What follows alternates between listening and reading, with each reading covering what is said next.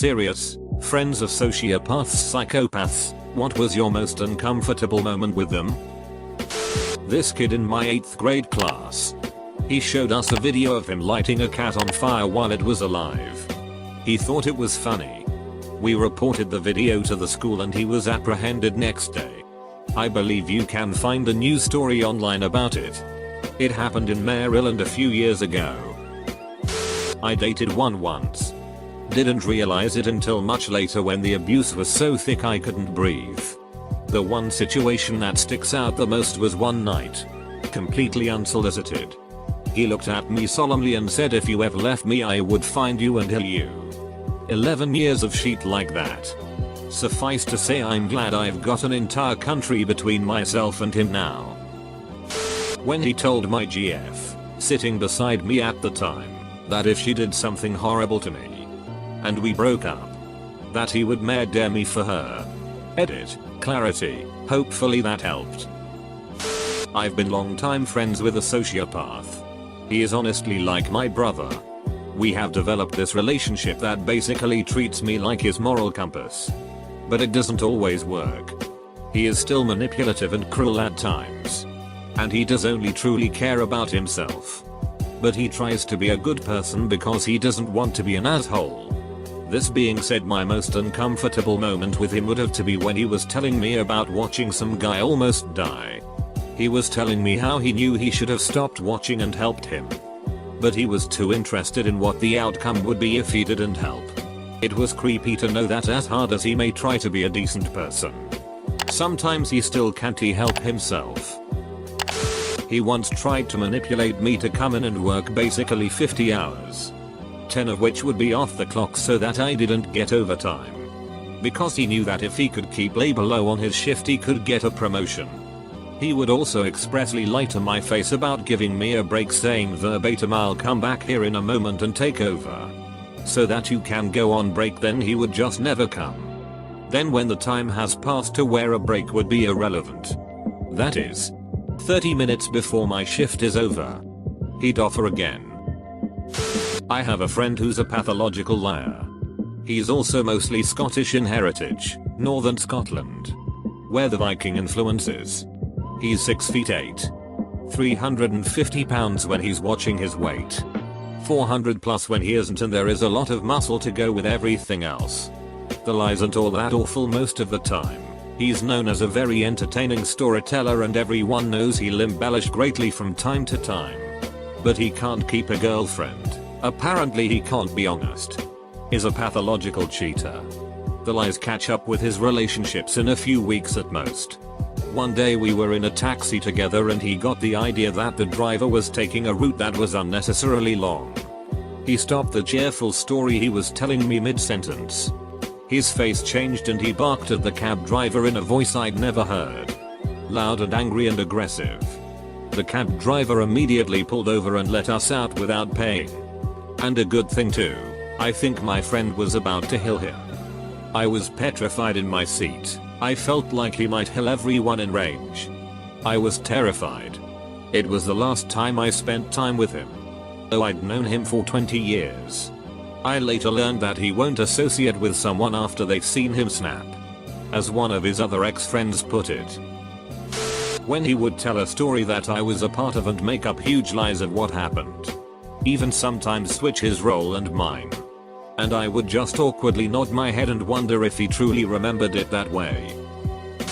He had a gas-powered pellet gun and we were 13 years old. And it was one of my first times being high. He had me against the wall and gave me 5 minutes to choose between him shooting me in the genitals or in the head. If I didn't choose, he said he was just gonna go nuts. I just kinda fidgeted in place saying, you're gonna kill me. I was 13 and high. And at the end of the 5 minutes he told me he was ducking with me.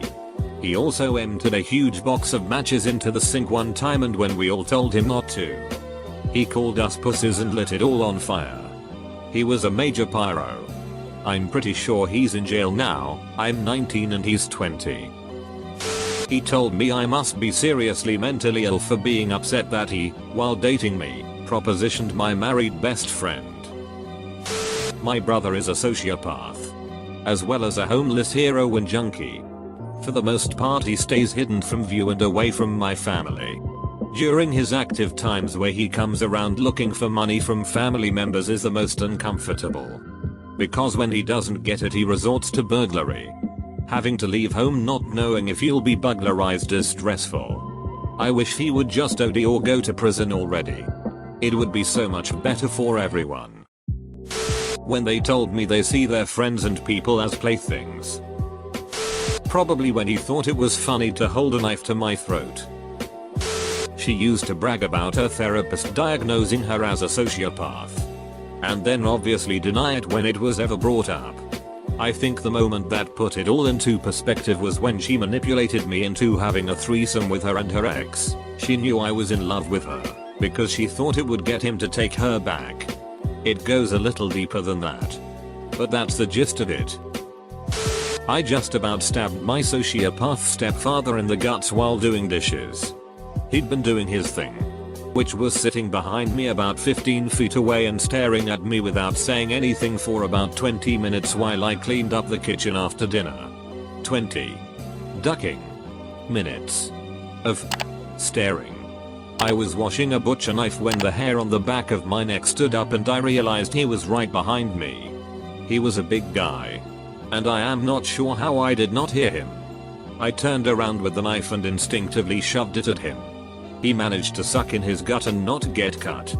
I was saying over and over again, "Jet the call Ephraim. Jet the call Ephraim. Jet the call Ephraim." He didn't make a sound and went upstairs. I was 16 years old. And that's when I knew one of us was going to go to jail if nothing changed. Married one. Last straw was the day I caught his reflection as I passed by. Pure evil and hatred in his eyes. I told him I was leaving the following week. He said, "If I ever see you somewhere with someone else, I won't say a word to you." I said okay. He then added, "I'll just walk up to you and shoot you in your pretty face." I was moving some things out and looked under the bed for a pair of shoes. Found his guns, fully loaded and out of their cases under his side of the bed. I went to the cops. Nothing came of it. Fast forward and he remarries before the ink is dry on the divorce. New wife shoots him in the head and kills him in his sleep. Proceeds to heal herself by ODing on his pain pills. Yeah, I sleep better these days. When he took the opportunity of being alone with my mom for 1 minute to stare her down and ask if she thought he was mature for his age. He's ducking creepy. I dated one a bit over a decade ago. He fits the description of a sociopath more than a psychopath. But he's also narcissistic. We dated on high school for a little over a year. Aside from the constant gaslighting, lies, manipulation and threats, he was basically a shitty person who warped my mind so much that I actually believed I'd be nothing without him. Whether driving erratically with me in car when I questioned him, or threatening physical violence on me and my family if I broke up with him. He was truly terrifying by the end of our relationship. The absolutely most uncomfortable terrifying moment was when he put a loaded hunting rifle in my face. He was addicted to weed up. I don't believe weed is a dangerous drug at all. But he was so psychology warped that he believed he was going through severe physical and mental withdrawals if he went a day or two without smoking. One night he decided he was going to rob a small convenience store in his town for weed money. I stepped in front of his door to block his path and he pointed the gun at me. I bravely broke up with him a few days later. Blocked him on social media. Wouldn't answer his calls. And wouldn't answer the door when he showed up to my parents' house. It took months for him to get the point that I was serious. 12 years later and I still have nightmares of him. My sister feels nothing but rage. When she doesn't feel rage, she feels literally nothing. She spends her life manipulating everyone around her and satisfying that rage. She mercilessly abused me growing up. She tried to heal me 3 times before I moved out. No one believed me. Because I was older and larger. I was always considered to be the aggressor. Even when I was being violently assaulted in my sleep. Living with her was a nightmare. The most uncomfortable moment between us wasn't something she did to me. It was something I considered doing to her. I'd been sent up to the crawl space to get an ornament. You could only access it from a ladder in the garage. When I grabbed it and turned around, she was at the top of the ladder, staring at me. There wasn't any room for her to come up. She was just waiting there, staring. She told me to get out of the way, and I told her I couldn't. There wasn't room for 2 people in the crawl space. She'd have to go back down the ladder. She immediately switched to rage. She said she hated me, and she wasn't going to let me down from the crawl space. It was 110 degrees in there, and I was already exhausted. I remember thinking, she's at the top of the ladder, over a cement floor. I could make this stop. I'd just say it was an accident. I'm only 12. No one would convict me. As soon as I thought that, her face suddenly went blank, and she went back down the ladder. My sister is a sociopath. It took me a lot of years to realize this and stop rationalizing it. I'm a diabetic and have been in comas. During the last one in 2015. After a year of no contact, she showed up at the hospital saying I had expressed to her that my wishes were to not resuscitate. About 12 of my friends shouted her down and I woke up 3 days later on my own. If I had coded during that time, however, there would have been a lot of grey area around if they were allowed to revive me. About 4 months later she took out a life insurance policy on me and asked me to sign it. I said no lol. I no longer speak to her. Oh man. This blew up. I should add that I now have very clear wishes notarized and copies kept with my doctors and trusted friends. She's not taking me out that easily. Thank you guys for being concerned. It's great advice for everyone in a medical situation to have just in case. Probably when I found out he was dating 3 other girls at the same time. And the girls and I exchanged screenshots of conversations with him. How creepily similar the way he spoke to us all. Charming, nice dude. Unless you don't give him what he wants. In high school, my boyfriend at the time and I shared a math class together. It was well known we were dating, so I would always take him his homework via teacher's request if he missed. He skipped a lot. I broke up with him over Christmas break. He cheated on me. Math teacher obviously still assumed we were together, so he asked me to bring him his homework. I did. Got to his house, wanting to drop it off at his doorstep. He told me to come in and explain it to him. He locked his bedroom door and started saying shit like, if I can't have you then no one else can. I could get you back in a second. Just admit it. etc. Then the true kicker, if I healed you or if you died, I would keep your body in my closet or hung behind my door just to have sex with it. Disclaimer, I never had sex with him and I think that held him. He then proceeded to try to make out with me and jam his hands down my pants. He actually thought it was endearing and had no idea why I was so upset. I got out, called my mom to pick me up, and ran back to the school. He lived close. Terrifying. To this day I'm still horrified about it and him. Last I heard he was trying to be a magician. Looks like Charles Manson. And is in and out of psych wards. My sister, who I no longer have contact with, has psychopathic tendencies. My worst moment was about 5 years ago. She was showing me a new knife of hers. A giant blade with serrations down the back. I remember looking in her eyes and there was this cold alien look to them. The hairs on the back of my neck rose and I had this idea she was going to stab me.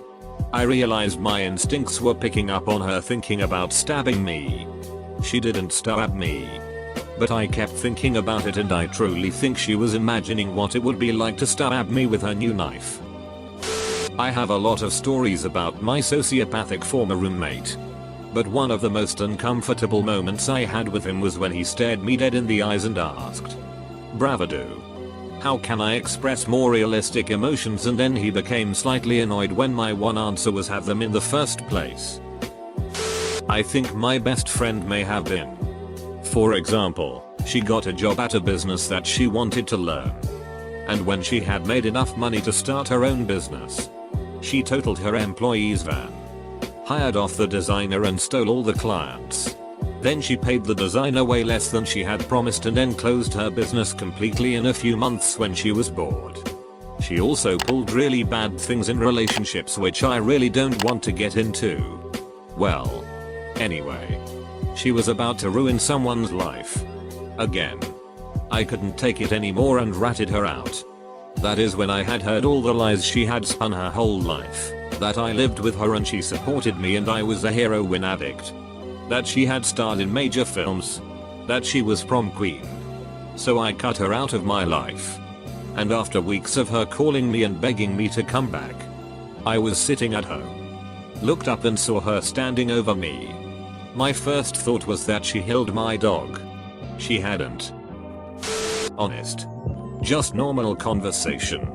We sensationalize it a lot in the media.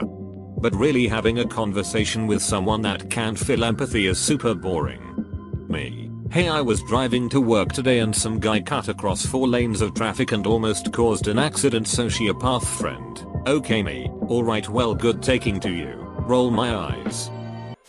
By far figuring out how dangerous she actually was. I grew up with her until she was removed from the house due to trying to burn it down with us in it. She said it was a suicide attempt. Okay. Whatever. Maybe. Years later I find out her house burned down with her disabled daughter in it. She said it was an accident. Candle or some bullshit like that. Possible coincidence. But highly unlikely. She did other things too. For example, poured paint over every item I owned when I was around 10. Slept with a knife under her pillow. Etc.